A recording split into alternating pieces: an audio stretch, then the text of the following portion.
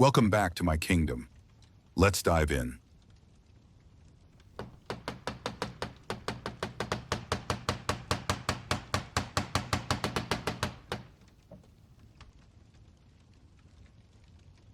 Room 7 looked like any other motel room. It wasn't the drive was supposed to be easy. I'd been feeling restless for a while, even though my travel blog was doing well. Traveling and writing had become repetitive, and I felt like I was just going through the motions.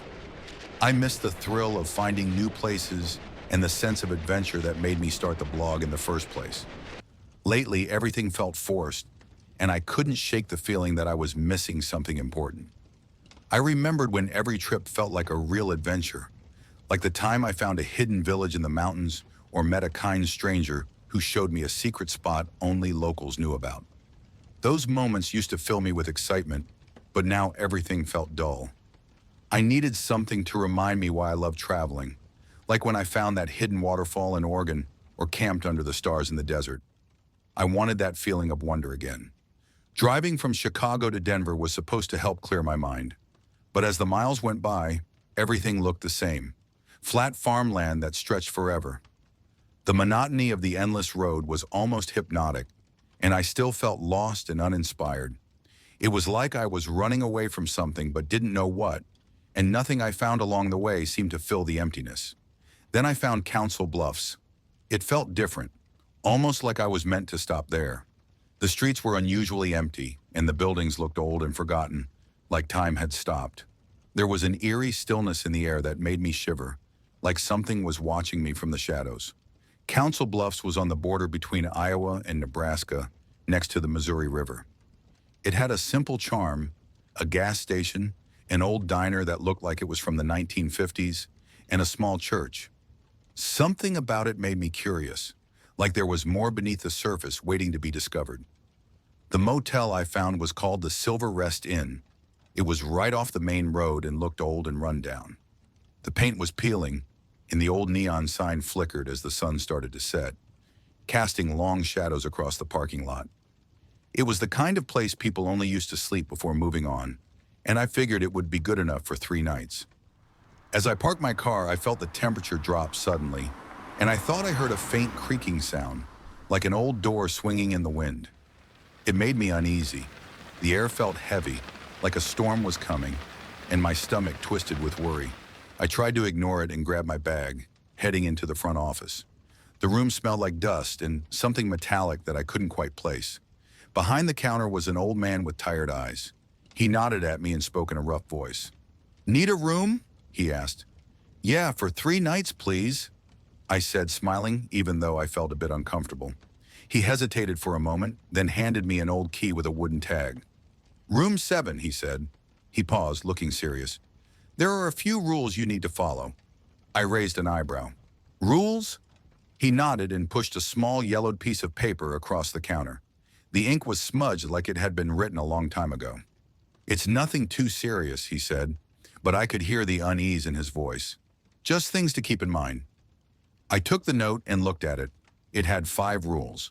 Always close the bathroom door before sleeping, even if the light is off. Do not open the window after 10 p.m., even if it gets hot. If you hear knocking, check the peephole first. Do not open the door if no one is there. At midnight, place a cup of water on the nightstand and do not drink it. On your last night, leave a coin on the bedside table before you go to bed. A shiver ran through me. "Is this some kind of local superstition?" I asked, trying to sound amused, though my voice was shaky. The old man's smile faded, and he looked at me seriously. "Just follow the rules. Room 7, it's different." I wanted to ask more, but the way he looked at me made me stop. Instead, I nodded and took the key and the note. "Okay, I'll follow them," I said, trying to sound casual.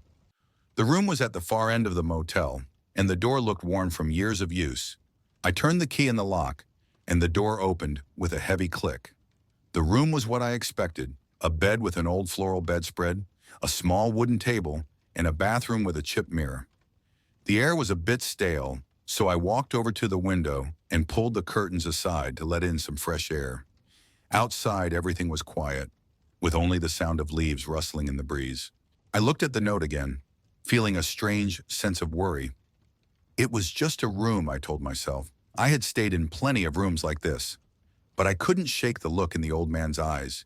It was like he was warning me. The air felt heavy, and I could swear I heard a faint rustle, like something moving in the shadows, making my skin prickle. The first night, I ignored the rules. I left the bathroom door slightly open, even though I felt a shiver telling me I shouldn't. What harm could it cause? I got ready for bed, feeling exhausted from the long drive. The bed was surprisingly comfortable, and as I lay there, I couldn't help but think about the strange rules. The unease lingered, making it hard to fully relax. Eventually, exhaustion took over, and I fell asleep. I woke up at 3 a.m. The room was dark, but something felt wrong. The air was damp, like just before a storm. I looked at the bathroom, and my heart skipped a beat. The door, which I had left partly open, was now wide open. The darkness inside seemed to move, almost like it was alive. My heart started to race, and then I heard it, a deep growl coming from the bathroom, like an animal in pain. Fear took over, and I forced myself to move. I swung my legs over the side of the bed, the floor cold beneath my feet. I crept toward the bathroom, my heart pounding in my ears.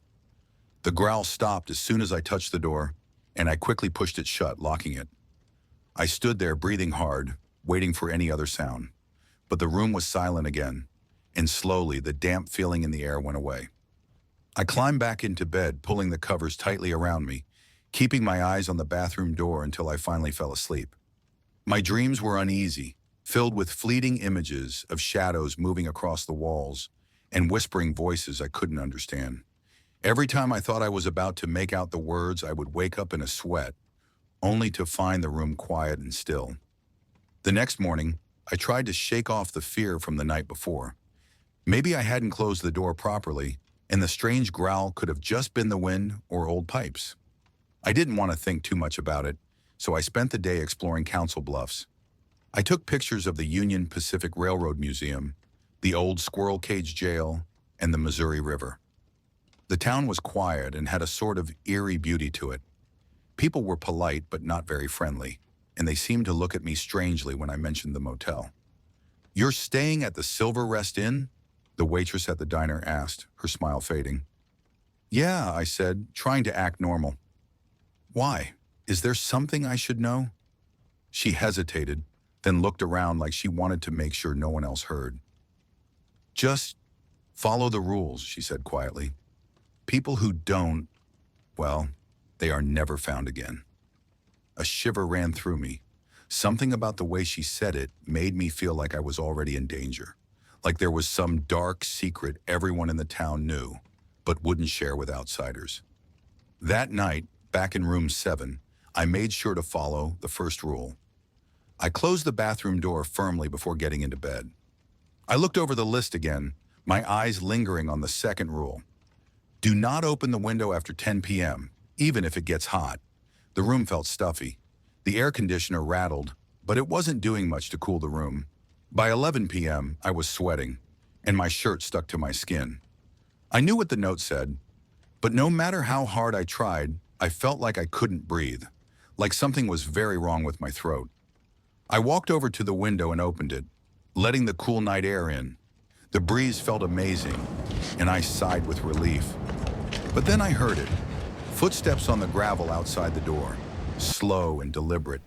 My whole body tensed up. The footsteps got louder, and then there was a soft knock at the door.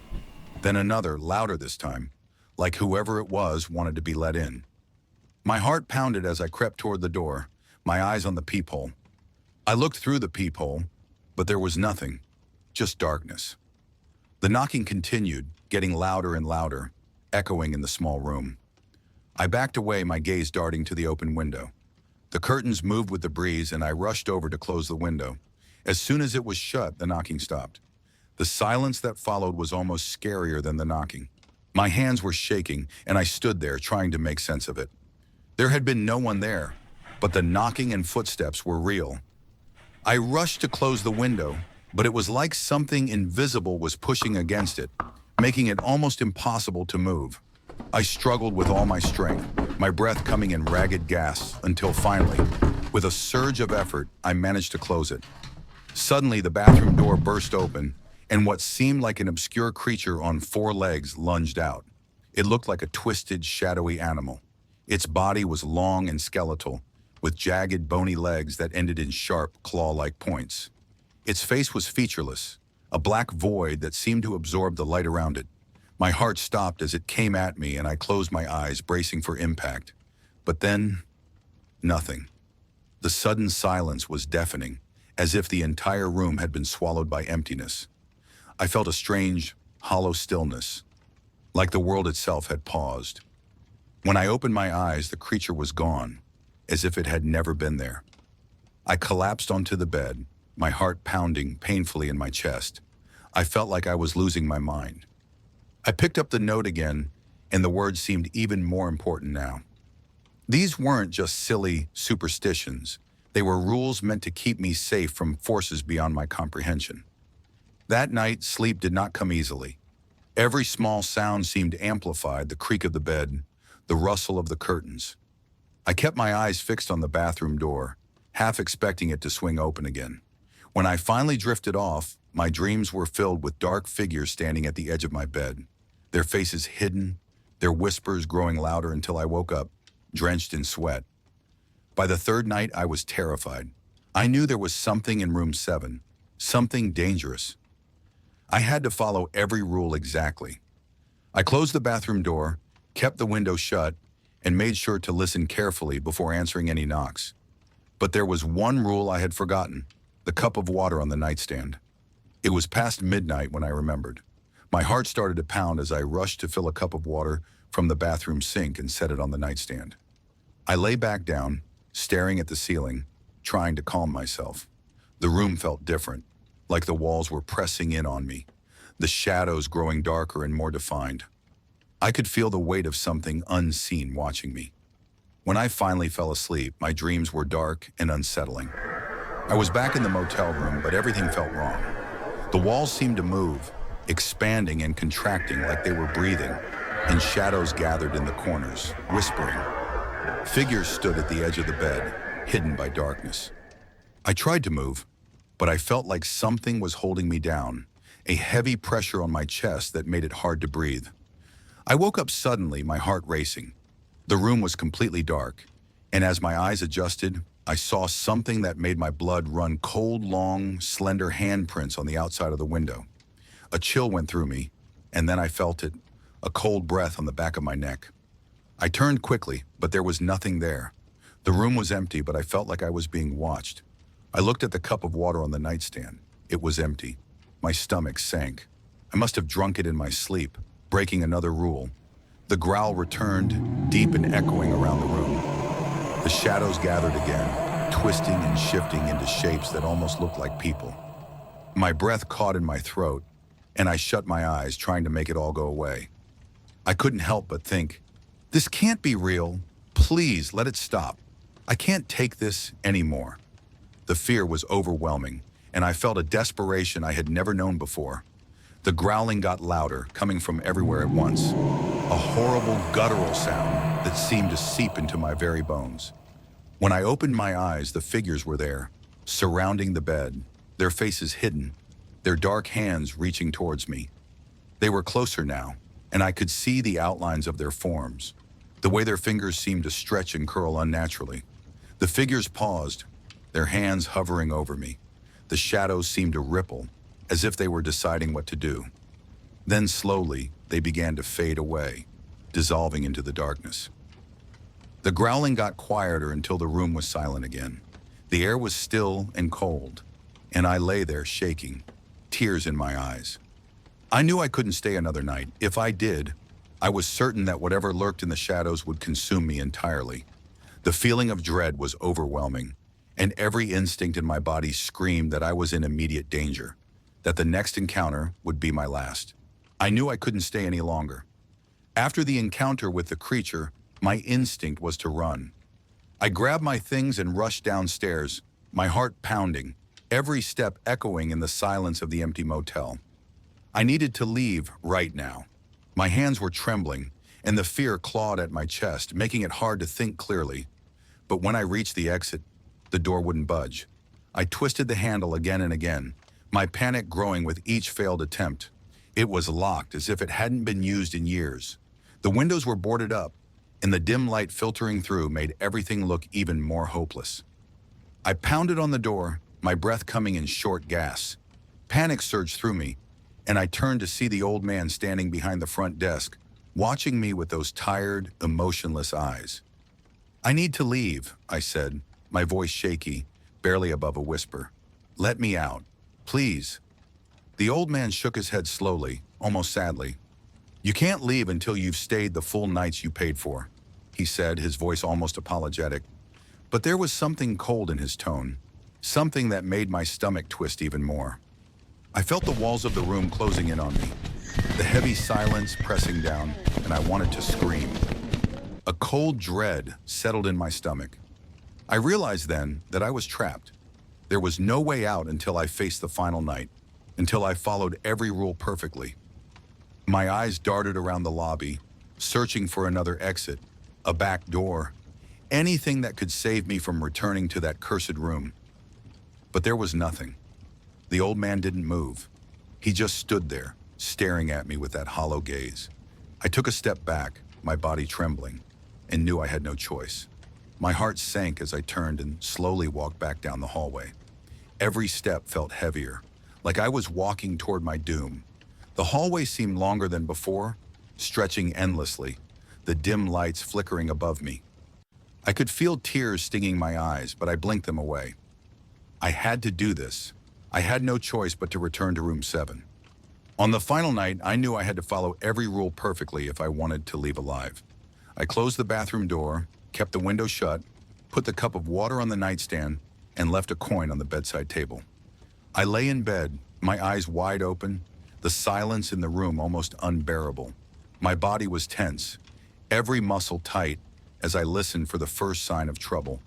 The air felt thick, as if it was weighing me down, and every sound seemed amplified in the deafening stillness. At midnight, the knocking started again. It was soft at first, then got louder and more demanding. Each knock seemed to resonate deep in my bones, vibrating through the bed frame. The whispers followed, voices outside the window, growing in number until it sounded like a crowd murmuring just beyond the thin glass. Shadows moved beyond the glass, forming shapes that twisted and writhed. I kept my eyes on the coin, focusing on it as my only connection to reality, trying to block out the chaos around me. The room felt like it was getting darker, the pressure in the air building until I thought I would scream. My chest felt tight, and it was hard to breathe, like the very air was being sucked out of the room. I felt the mattress dip slightly, as if something had climbed onto the bed. My heart raced, and I clenched my teeth to keep from crying out. I could feel an unnatural coldness spreading from the foot of the bed, moving closer, inch by inch. My entire body was paralyzed with fear, my muscles locked in place as I tried to keep my focus on the coin. The whispers grew louder, more insistent, and I could swear I heard my name being called, mixed in with the voices. Then slowly the darkness began to lift.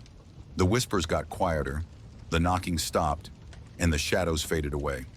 The air felt lighter, and the pressure on my chest slowly began to release. A faint light started to filter through the curtains, and I realized that dawn was breaking. The sense of relief was overwhelming. I let out a shaky breath and felt tears welling up in my eyes. I had made it. I had survived the final night. My entire body was trembling, but I managed to get out of bed and gather my things.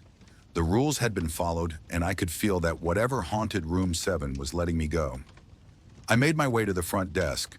The old man was there, watching me as I approached. He looked tired, but there was a hint of relief in his eyes as well. "You followed the rules," he said quietly, nodding as I handed him the key. I nodded back, my voice too shaky to speak. I could barely believe that I was finally leaving. Without another word, I turned and walked out the door, stepping into the early morning light. The fresh air hit my face, and I felt a sense of freedom that I hadn't felt in days. I got into my car, started the engine, and drove away from the Silver Rest Inn. As I glanced in the rearview mirror, I watched the old motel grow smaller and smaller until it finally disappeared from view. I knew deep down that I would never return to that place. Room 7 was still there, waiting for the next person who wouldn't listen to the warnings. So, what do you think?